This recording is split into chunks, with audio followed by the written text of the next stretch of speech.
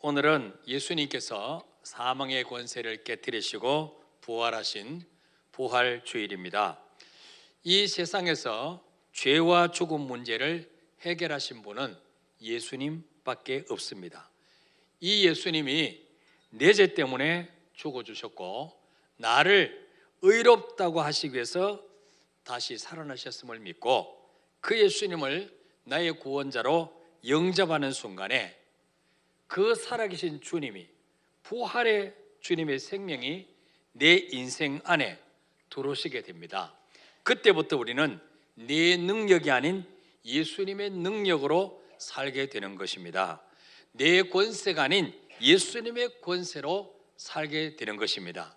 그러니까 정말로 예수님이 내 안에 계시는 사람과 예수 없이 내 힘으로 사는 불신자와는 이거는 게임이 안 되게 되어 있어요.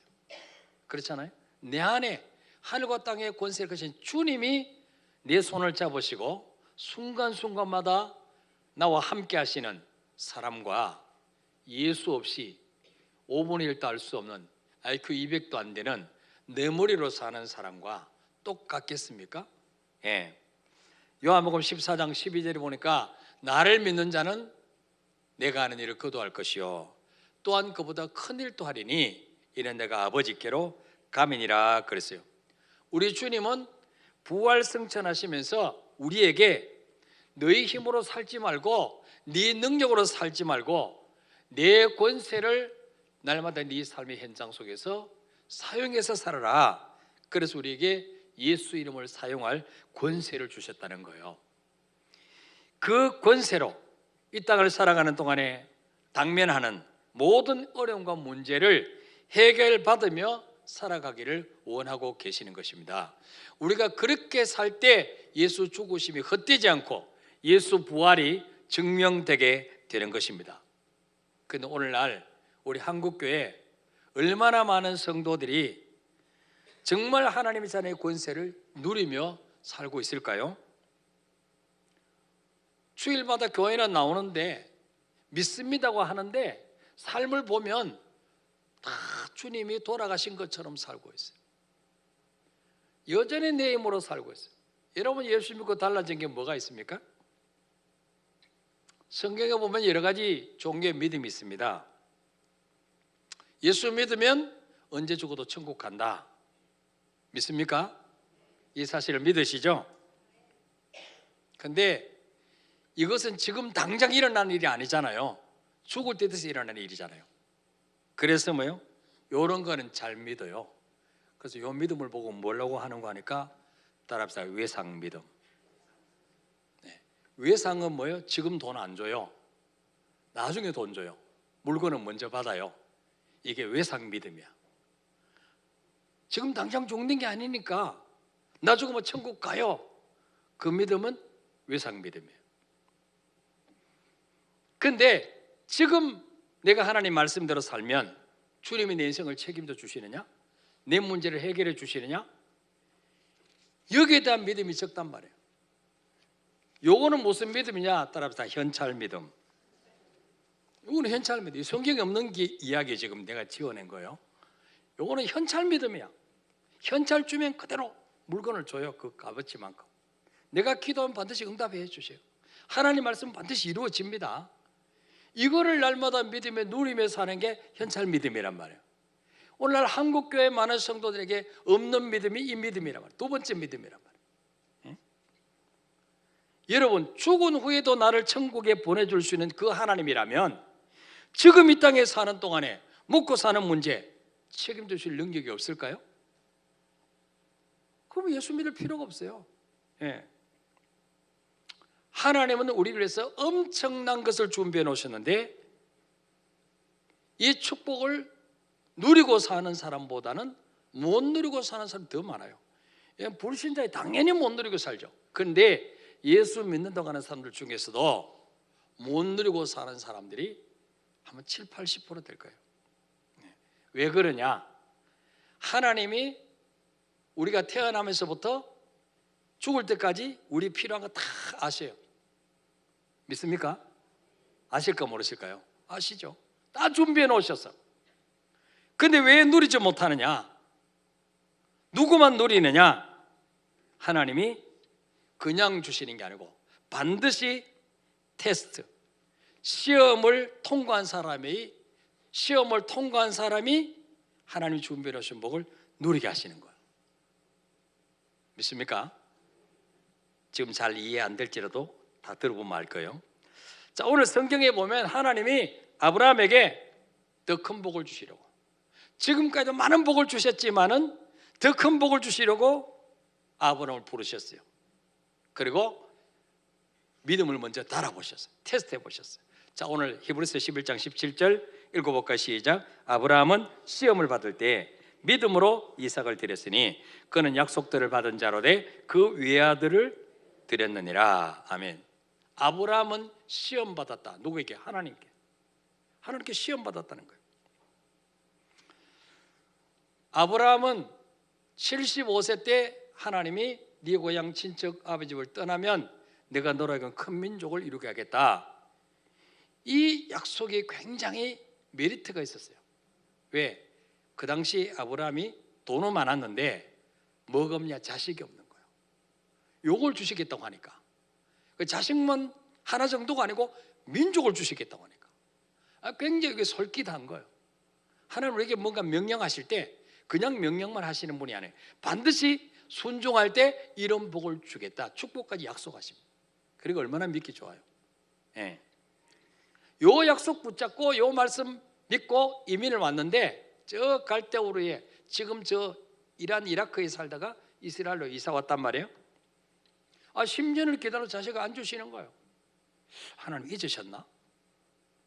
그래서 막 머리를 짜내기 시작했어요.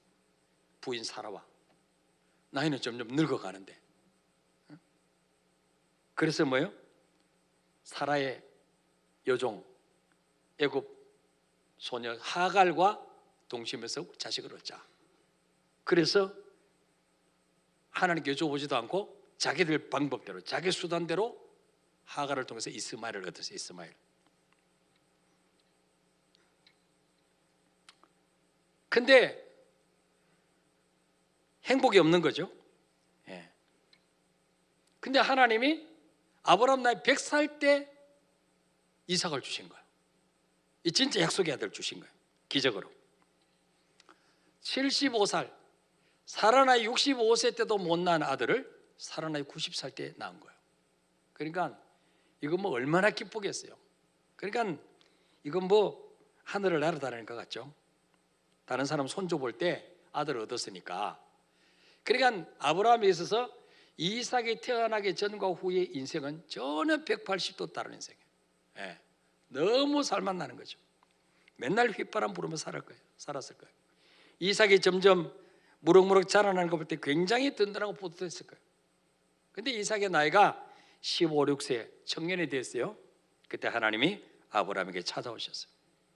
창세기 22장 1절 2절 읽어볼까? 시작. 그 일 후에 하나님이 아브라함을 시험하시려고 그를 부르시되 아브라함아 하시니 그가 이르되 내가 여기 있나이다. 여호와께서 이르시되 네 아들 네 사랑하는 독자 이삭을 데리고 모리아 땅으로 가서 내가 네게 일러준 한 산 거기서 그를 번제로 드리라. 아멘. 자, 하나님이 왜 아브라함을 시험하셨을까요? 하나님이 보시니까 아브라함이 이삭 얻고 나니 너무 행복하고 재미나게 사는데, 그거는 좋아요. 하나님 우리 행복하기를 원하시니까. 근데 어느 순간부터 이삭을 주신 하나님을 잊어버리고 이삭에게 마음이 다 뺏겨 있는 거야. 이삭을 주신 분이 누군데? 하나님인데 하나님 조금 섭섭한 마음이 드시는 거예요. 우리 하나님은요, 우리가 하나님을 사랑하되 이것도 사랑하고 하나님도 사랑하고 아니고 하나님만 사랑하기를 원하십니다. 믿습니까 여러분? 하나님도 우리를 그만큼 사랑하시기 때문에 질투하는 하나님이에요. 그래서 아브라함을 시험하셨어요. 네가 이삭보다 나를 더 사랑하는가 테스트를 해보겠다. 그래서 뭐요? 이삭을 모리아산에 가서 죽여서 제물로 드리라. 너무 잔인한 시험을 하십니까? 야고보 1장 13절에 보면은 하나님은 악에게 시험을 받지도 아니하시고 친히 아무도 시험하지 아니하신다 그랬어요. 하나님 분명히 아무도 시험하지 아니하신다 그랬어요. 근데 오늘 히브리서 11장에도 아브라함은 시험 받을 때 그렇죠. 또 창세기 22장 1절에도 하나님이 아브라함을 시험하시려고 그랬어요. 하나님 말씀이 이렇게 틀리면 되겠어요? 어떻게 신뢰할 수 있겠어요? 야고보 1장 13절에 나오는 시험, 이 시험은 영어성에 보니까 tempt, 유혹하다. 마귀가 주는 시험이에요. 마귀는 우리를 넘어뜨리고 파괴하고 망하게 하려고 주는 시험. 요 시험을 하나님은 안 한다는 거예요, 우리에게. 아시겠어요? 그럼 하나님이 아브라함을 시험하사 할 때 이 시험은 뭐냐? 테스트입니다. 테스트. 똑같이 한글로는 시험인데 영어성에 보면 테스트예요. 여러분, 선생님들이 왜 학생들 시험을 칩니까? 골탕 먹이려고? TV 못 보고 게임 못 보게 하려고? 아니에요. 실력을 키우려고. 시험 치야 공부하거든요. 시험 안 치면 공부 안 해요. 여러분 다 공부해 보셨잖아요. 시험 안 칠 때 평소에 공부 열심히 한번 하면 손 들어보세요. 별로 없을 거예요. 저도 안 했으니까. 저도 꽤 공부를 잘했거든요. 저도 시험 칠 때만 했어, 공부를. 하나님 왜 우리에게 시험하시느냐? 시험을 통해 우리 믿음을 키우기 위해서요. 학생들 실력을 키우기 위해서 시험 치듯이 시험을 통해 우리 믿음을 키우시고 그 시험을 합격하면 더 큰 복을 주시려고 시험하시는 거예요. 믿습니까, 여러분? 하나님이 아브라함을 시험하시되 네 아들을 드리라. 그러면 얼마나 쉽겠어요? 이스마엘 드리면 되니까. 근데 하나님은 그렇게 두리뭉실하게 명령하지 아니하시고 꼭 집어서 이삭을 드려. 이삭, 네 독자, 내가 준 네 사랑하는 독자 이삭을 내게 바치라. 근데 뭐예요? 아무 데서나 바치면 되는 게 아니고 3일 길을 가서 모리아산 정상에 올라가서 그것도 뭐예요? 죽여서 각을 떼서 불에 태워서 번제로 드리라. 여러분, 번제는 짐승을 잡아서 내장을 씻어내고 각을 떠서 제단에 얹어서 불로 완전히 태워드리는 제사예요. 하나님은 지금까지 짐승을 잡아서 제사를 요구하셨지 사람을 제물로 드리라는 말씀 한 번도 하신 적이 없어요. 예. 그러니까 아브라함이 더 이해가 안 되죠. 하나님 명령이. 하나님 왜 이렇게 안 하던 짓을 하십니까? 이해가 안 되는 거예요. 또 한 가지 중요한 것은 오늘 히브리서 11장 17절에 보니까 믿음으로 이삭을 드렸으니 그는 약속을 받은 자로되 그 외아들을 드렸느니라. 이삭은 뭐요? 약속의 아들, 약속의 아들. 무슨 약속입니까? 하나님이 네 아들 이삭을 통해서 네 자손이 하늘의 별처럼 바다의 모래처럼 번성케 하리라. 약속하신 그 약속의 아들이에요. 다시 말하면 뭐요? 종자씨앗이에요. 종자씨앗. 그 약속의 아들을 죽여서 제물로 바쳐버리면 네 후손이 하늘의 별 바다의 모래처럼 번성케 하라는 이 약속은 도대체 어떻게 된단 말입니까? 이거 부도나는 거 아니에요. 예. 이해가 안 되죠? 예. 히브리서 11장 18절에도 말씀하기를 그에게 이미 말씀하시기를 네 자손을 칭할 자는 이삭으로 말미암으리라 하셨으니 이미 아브라함이 그 이스마엘을 하갈을 통해서 낳았는데 하나님 말씀하셨어요. 이스마엘은 네 진짜 아들이 아니야.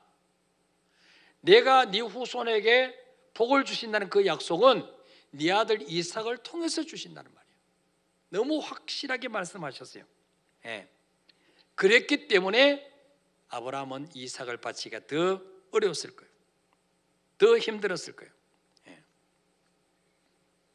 하나님 말씀이 앞뒤가 안 맞는 것처럼 보여. 모순되는 것처럼 보여. 이삭을 통해서 자손을 별같이 번성케 주겠다 약속해 놓고는 또 이삭을 또 바치라는 거예요. 예. 근데 하나님은 실수하는 분이 아니죠. 헷갈리는 분이 아니죠. 자, 우리 생활 속에서 하나님의 말씀이 모순된다고 느껴지고 서로 충돌되는 것처럼 느껴질 때 어떻게 해야 될까요? 먼저 지금의 명령대로 순종하는 거죠. 먼저 지금 명령 뭐예요? 이삭 바치라는 거예요. 예. 그리고 그러면 이삭을 통해서 하늘의 별처럼 많게 하시겠다는 그 약속은 어떻게 됩니까? 그것은 하나님이 알아서 하니까. 따라서 그거는 네가 걱정할 일이 아니고 하나님이 하신다. 우리는 참 오지랖이 넓어가지고 이런 것까지 걱정을 해. 하나님은 우리가 염려하고 막 걱정해 드려야 할 그 정도 수준이 아니에요. 알아서 다 하시는 거예요. 예. 그분의 방법대로 하시는 거예요. 다음 것은 뭐예요? 하나님이 책임져 주시는 거예요. 그래서 창세기 22장 3절에 보니까 아브라함이 그 말씀을 듣고 그 하나님 명령을 듣고 며칠 고민했겠죠. 그러다가 뭐예요? 이삭을 주신 분이 누구냐? 하나님이지. 지금까지 내가 무엇 때문에 행복했지? 하나님 주신 저 이삭 때문에. 근데 하나님께 바치라 할지라도 하나님 이삭을 주시면 하나님이니까 내가 거절할 수 없지. 바쳐야지. 그러고 뭐 아침 일찍 일어나서 나귀 안장을 지우고 두 종과 이삭을 데리고 번제슬 나무 쪽에서 갑니다. 모리아산으로. 여기서 뭐를 느낄 수 있습니까? 우리가 하나님의 말씀을 들을 때 이렇게 한번 살아봐야지, 이런 감동을 받았다면 즉시 순종이, 즉시. 믿습니까 여러분? 내일로 미루면 밤새 마귀가 틈타서 순종 못하게 해요. 그런 경험 안 해보셨어요? 예. 작심삼일이에요. 자, 아브라함은 아침 일찍 일어나서 번제슬 나무를 쪼개어서 두 종과 이삭을 데리고 하나님이 지시하신 모리아산으로 갑니다. 자, 이때 아브라함이 부인 사라에게 여보, 하나님이 이삭을 바치래. 그것도 죽여갖고 학을 떠서 불에 태워서 죽이래. 당신 생각은 어떠소? 자, 이렇게 물어봤다면 사라가 어떻게 나왔을까요? 사라 여러분, 이승희 집사님이 사라다. 그 남편이 하나밖에 없는 아들을 잡아서 데리는데 당신 생각이 어떠소? 뭐라고 말할까요? 정신 나간 소리 하지 마라. 예. 할렐루야 뭐 이렇게 했어요. 아마 사라는 벌쩍 뛰었을 거예요. 아니 당신 지금 미쳤냐고, 그걸 지금 말이라고 하느냐고. 어떻게 눈에 넣어도 아프지 않는 그 아들을 죽인단 말이야. 차라리 네가 죽어라. 차라리 당신이 제물이 돼. 나는 당신 없이는 살 수 있어도 이삭이 없이는 못 살아. 그랬을 거예요. 아주마 여러분, 예, 틀림없이 그랬을 거예요. 그래서 아브라함은요 사라하고 상의 안 했어요. 상의하면 틀림없이 아내가 못하게 막을 거니까. 그래서 여러분, 우리가 하나님의 뜻이 분명한 것은요 의논할 필요가 없어요. 의논하면 못하게 해요. 그래서 순종만 하면 돼요. 순종만. 자, 3일 길을 걸어서 모리아산 밑에 도착했어요. 나귀와 두 종은 거기 두고 번제슬 나무를 아들에게 짊어지우고 자기는 불과 칼을 손에 들고 모리아산 올라갑니다. 한참 올라갔는데 이삭이 묻습니다. 내 아버지여, 불과 나무는 있거니와 번제할 어린 양은 어디 있나이까? 전에는 늘 번제할 양까지 끌고 갔는데 지금은 제물이 없는 거예요. 장작도 있고 불과 나무도 있는데 제물이 없는 거예요. 이상해서 물었죠. 자, 이때 아브라함 마음이 어떻겠어요? 네가 제물인데, 차마 네가 제물이다 이놈아, 이 말 할 수가 없어서 아브라함이 뭐라고 말합니까? 내 아들아, 번제할 어린 양은 하나님이 자기를 위하여 친히 준비하시라 그랬어요. 번제할 어린 양은 하나님이 자기를 위하여 친히 준비하시라. 그리고 창세기 22장 9절에 보니까 이제 올라갔습니다. 꼭대기에 아브라함이 제단을 쌓고 돌로 제단을 만듭니다. 나무를 버려놓고 그 아들 이삭을 결박합니다. 묶습니다. 그리고 나무 위에 올려놓습니다. 자, 여러분, 이 당시 이삭의 나이가 15세, 16세였다면 아브라함의 나이는 몇 살이었을까요? 115세, 116세예요. 이삭의 힘이 셀까요? 아브라함의 힘이 셀까요? 이삭의 힘이 셀까요? 그러면 이삭의 동의 없이 이삭을 결박할 수 있었을까? 이삭의 동의 없이 결박할 수 없었을까? 아브라함이 이삭을 결박하면 이삭이 아빠 왜 이러세요? 나를 잡아 죽이려고요? 그리고 도망가 버리면 어떡할까요? 쫓아갈 수 있겠어요? 116살 먹은 할아버지가 이삭아 쫓아갈 수 없어요. 그 어떻게 이삭을 결박할 수 있었을까? 상상을 해봤어요. 아브라함이 제단을 만들어 놓고 장작 올려놓고 이삭에게 말했을 거예요. 이삭아, 사실 3일 전에 하나님이 찾아오셨어. 그리고 너를 번제로 바치라고 하셨단다. 이것은 하나님의 명령이기 때문에 반드시 너를 바쳐야 돼. 그런데 그 전에 하나님 약속한 게 있어. 너를 통해서 내 후손의 하늘의 별처럼 바다의 모래처럼 번성케 해주시겠다 약속하셨거든. 근데 나는 이 약속도 믿어. 하나님은, 내가 경험한 하나님이 지금까지 한 번도 나를 실망시킨 적이 없으시고 약속하신 것은 반드시 지켰어. 하나님이 이 약속 반드시 지킬 줄 나는 믿어. 근데 이 약속을 지키기 위해서는 너를 번제로 죽여서 바쳐도 하나님은 다시 살려서라도 이 약속을 이루실 거야. 난 이걸 믿어. 그러니까 너는 순종해 주면 좋겠어. 이렇게 아마 이삭을 설득시켰을 거야. 이삭이 어떻게 나왔을까요? 그 역에 있으면 묵지 못했겠죠. 이삭이 아버지, 하나님의 명령이면 순종하셔야죠. 내가 지금 살아 존재할 수 있는 것도 하나님이 하신 건데, 지금까지 살아있는 것만 더 감사한데, 만약 안 살려주시더라도 기꺼이 순종해야 되죠. 그러나 아버지가 나를 칼로 찌르려고 할 때 내가 너무 무서웠어. 피할 수도 있으니까 나를 단단히 묶어 주십시오. 이렇게 했을 것이라고 학자들이 상상을 합니다. 이삭은 아버지의 말씀에 묵묵히 순종하여 목숨까지 내어놓는 예수 그리스도를 상징합니다. 하나님은 아브라함을 통해서, 이 아브라함이 독생자 외아들까지 우리에서 내어주신 그것을 믿음의 조상 아브라함이 먼저 느끼라고 하나님이 이 시나리오를 주신 것 같아요. 여러분, 하나님이 아브라함과 이삭 간의 대화를 들으셨을까요? 못 들으셨을까요? 살아계신 하나님인데 다 듣고 계시죠. 하나님도 너무 마음이 아팠을 거예요. 저 아브라함이 저렇게까지 순종하려고 애를 쓰는구나. 예.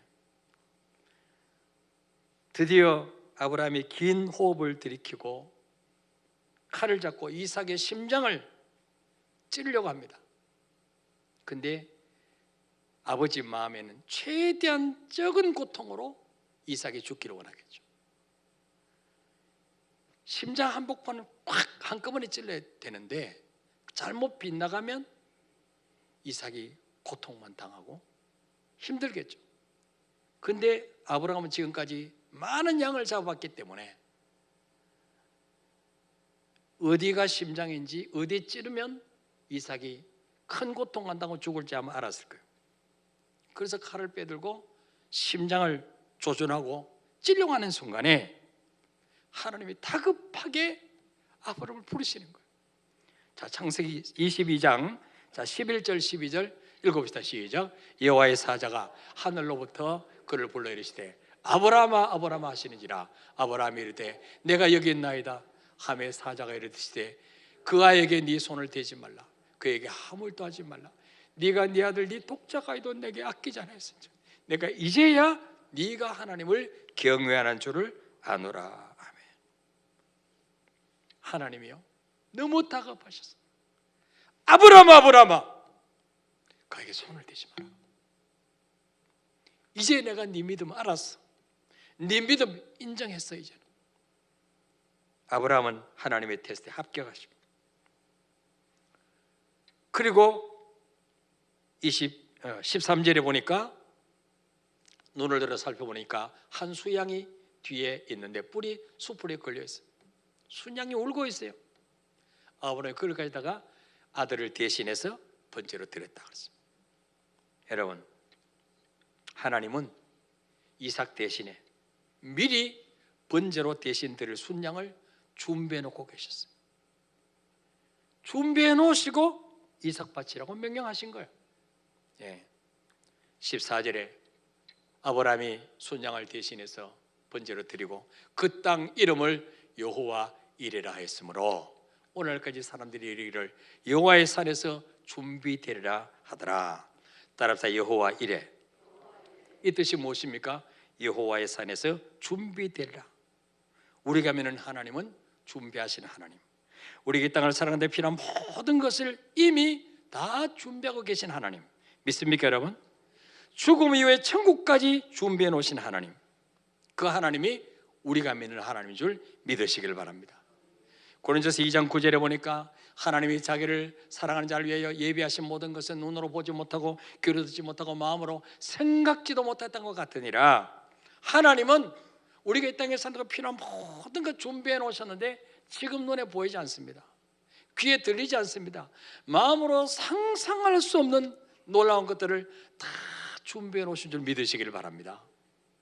저도 한번 말씀드렸지만 제가 교인 한 명 없이 개척할 때 주님은 이미 여러분을 다 준비해 놓으셨어요. 아름다운 성경을 준비해 놓으셨어요. 근데 그때는 제가 영안이 다쳐서 보지 못했어요. 그래서 월요일만 되면은 왜 나에게는 성도 안 붙여준다고 그냥 중요기도원에 가서 기도를 가서 맨날 울며 하나님 앞에 징징댔어요. 그때 이 눈이 열렸다면 제가 맨날 찬송하며 살 수 있을 텐데. 이게 우리 연약한 부분 아닙니까 여러분? 하나님이 다 준비해 놓으신데 왜 이 좋은 것들을 받아 누리지 못하느냐? 이 좋은 것들을 어떤 사람이 받아 누릴까요? 하나님께서 우리에게 이해되지 못하는 그런 명령을 하셨을 때 믿음으로 순종하는 자에게 하나님이 준비해 놓으신 여호와 이레의 복을 받게 된다는 것입니다. 이게 비밀이에요. 이게 영적 비밀이에요. 오늘 이 비밀을 볼 수 있는 눈이 열려지기를 축복합니다. 여러분, 목사가 전한 말씀을 원에 그대로 받아들여야지 왜곡해가지고 또 한 목사님이 이런 목적을 가지고 이야기하는구나, 평생 복을 못 받아요. 여러분, 아브라함이 아무나 순종할 수 없는 일에 순종했을 때 아무나 받을 수 없는 복을 주셨어요. 그 첫 번째 복이 뭐냐? 아브라함의 후손 가운데 인류를 구원할 메시아를 주시겠다는 약속을 받았어. 창세기 22장 그 뒤를 쭉 읽어보시면 하나님이 22장 17절에 두 번째 아브라함이 다시 나타나셔서 네가 네 독자 이삭도 아끼지 않고 내게 바쳤으니 내가 내게 이런 복을 주리라. 네 씨가 그 대적의 성문을 차지하라. 아브라함의 후손 가운데 대적의 성문, 하나님을 대적하는 마귀의 머리를 박살낼 메시아를 보내시겠다. 18절에 또 내 씨로 말미암아 천하 만민이 복을 받으니 아브라함의 후손을 통해서 천하 만민이 복을 받는 메시아를 보내주겠다는 것. 이거는 세상에서 단 한 사람만 받을 수 있는 복이에요. 메시아가 박씨 후손에게서 태어나고 이씨 후손에 태어나고 김씨 후손에 태어나면 그게 무슨 메시아예요? 한 분인데 하나님은 세상에 단 한 사람만 받을 수 있는 복을 아브라함에게 주셨습니다. 이 약속대로 신약을 펴면 신약 첫째 마태복음 1장 1절에 아브라함과 다윗의 자손 예수 그리스도의 계보라, 예수 그리스도의 족보라. 여러분, 아브라함은 구약의 사람인데 신약에 예수님보다 먼저 이름이 나옵니다. 아브라함과 다윗의 자손 예수 그리스도의 계보라. 아브라함 믿음의 조상이 되는 거죠. 그 다음에 또 다른 복을 주셨어요. 야고보서 2장에 보면 아브라함의 독자 이삭을 하나님께 바쳤다가 하나님의 친구, 하나님의 벗이라고 하는 칭호를 받았습니다. 야고보 2장 21절 22절 읽어볼까 시작. 우리 조상 아브라함이 그 아들 이삭을 제단에 바칠 때 행함으로 의롭다 하심을 받은 것이 아니냐. 네가 보거니와 믿음이 그의 행함과 함께 일하고 행함으로 믿음이 온전하게 되었느니라. 아멘.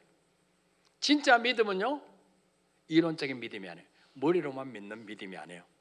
행함으로 온전한 믿음, 살아있는 믿음이 되는 거예요. 이렇게 아브라함이 하나님의 사랑의 하나님, 기적의 하나님 말로만 한 게 아니고 독자 이삭 바치려도 아멘하고 순종함으로 행함으로 그 믿음을 하나님께 증명해 보였다는 거죠. 그럴 때 23절에 이에 성경에 이른 바 아브라함이 하나님을 믿으니 하나님을 신뢰했더니 어느 만큼 신뢰냐, 독자 외아들의 목숨과 바꿀 만큼 신뢰했다는 거죠. 그랬더니 이것을 의로 여기셨다는 말씀이 이루어졌고 그는 하나님의 벗이라 칭함을 받았나니. 이 사건을 통해서 아브라함이 하나님의 친구라고 하는 칭함을 받았어요. 이 말씀을 신학에서 해석할 때 예수님이 어떤 사람의 친구냐, 요한복음 15장 14절에 너희는 내가 명하는 대로 행하면 곧 나의 친구라. 너희는 내가 명하는 대로 행하면 나의 친구라. 아브라함은 하나님의 명령대로 행해서 하나님의 친구라는 칭호를 받았어요. 우리가 예수님의 친구가 되려면 예수님의 명하신 대로 행하면 예수님의 친구가 되는 것입니다. 그러면 여러분, 친구하고 종의 다른 점이 뭐냐? 예수님이 설명해 주세요. 친구는 어떤 사람하고 친구라 그러냐? 요한복음 15장 15절에 보니까 이제부터는 너희를 종이라 하지 아니하리니 종은 주인이 하는 것을 알지 못함이라. 너희를 친구라 했노니 내가 내 아버지께 들은 것을 다 너희에게 알게 하였습니다. 종과 친구의 차이점이 뭐냐? 종은 주인이 시킨 대로 그냥 하면 돼요. 왜 이거 해야 돼요? 그래, 시끄러워 임마.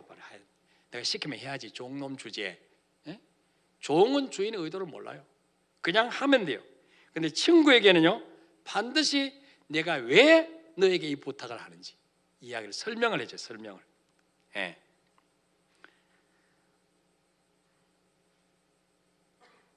하나님이 아브라함을 친구라 그랬어요.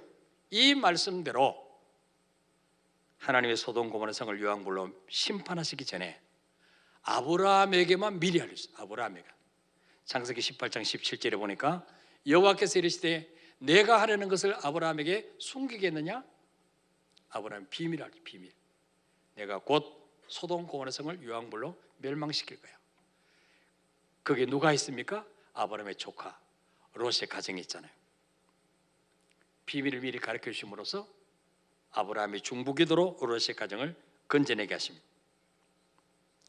여러분, 저와 여러분도 하나님이 명령하시는 것을 이해가 안 돼도 하나님 반드시 나를 복 주시려고 이 명령하시는구나, 나를 잘되게 하시려고 이 명령하시는구나, 이렇게 믿고 순종 한번 해보시길 바랍니다. 그러면 첫째 어떤 복을 받냐? 여호와 이레의 복을 받아. 하나님이 여러분에게 준비해 놓으신 복을 내 것으로 누릴 수가 있어요. 두 번째로는 하나님의 친구가 되는 복. 하나님의 친구가 되는 복. 아브라함이 약속의 아들이지만 눈에도 아프지 않을 이삭을 바칠 수 있었던 것은 히브리서 11장 19절에 읽어볼까 시작. 그가 하나님이 능히 이삭을 죽은 자 가운데서 다시 살리실 줄로 생각하신지라 비옥컨대 그를 죽은 자 가운데서 도로 받은 것이니라. 아멘. 결론으로 아브라함이 이해되지 않지만 독자 이삭 바치려도 순종할 수 있었던 이유는 부활신앙이 있었기 때문이다. 부활신앙. 따라서 부활신앙. 부활신앙이 뭐야? 예수님이 죽고 끝난 게 아니고 부활하셨다, 지금도 살아계셨다, 이게 부활신앙이 아니에요. 부활신앙이 뭐냐? 내가 가장 아끼고 사랑하는 것을 제물로 드리면 그것이 죽고 없어지는 것이 아니라 하나님은 그것을 다시 살리셔서 도로 돌려줄 수 있다는 믿음. 믿습니까 여러분? 이게 부활신앙이에요. 부활신앙. 우리가 주님께 드리는 시간, 재능, 젊음, 물질, 이거 죽고 없어지는 게 아니에요. 주님께 드리면 죽고 없어지는 것이 아니라 이것이 싹이 나서 오히려 30, 60의 100배로 되돌려 줄 수 있는 하나님, 그걸 믿는 것이 부활신앙이에요. 믿습니까 여러분? 은행에 왜 돈을 맡깁니까? 1억씩 2억씩 맡기면 없어지는 게 아니고 반드시 때가 되면 이자를 붙여서 되돌려 준다는 걸 믿기 때문에 바치는 거예요. 여러분에게 부활신앙이 있습니까? 부활신앙. 죽어서만 천국 가는 그 믿음이 아니라 지금도 주님은 하나님 말씀을 신뢰하고 순종하는 자에게 빼앗아만 가는 분이 아니고 30, 60, 100배로 되돌려 주시는 하나님, 이 믿음을 가지게 되기를 축복합니다. 자, 우리 찬양하고 기도하겠습니다.